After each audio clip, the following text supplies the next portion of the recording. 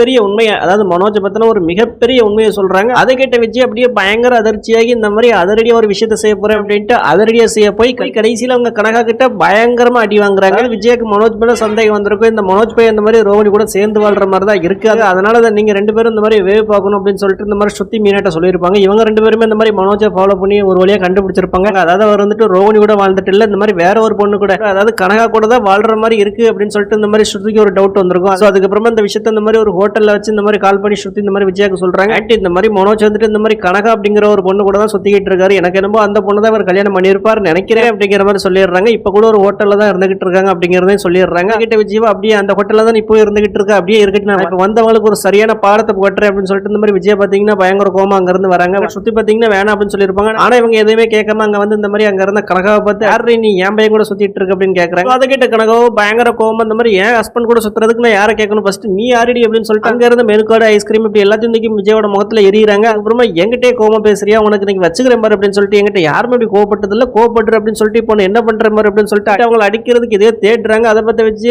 என்னடா இவ்வளவு நம்ம அடிச்சு ஓட விடலாம்னு நினைச்சு வந்து நம்மளே எல்லாரும் முன்னாடி ஓட விட்டுருவா போல அப்படிங்கிற மாதிரி ஒரு பயங்கர பயத்துல இருந்துகிட்டு இருக்காங்க.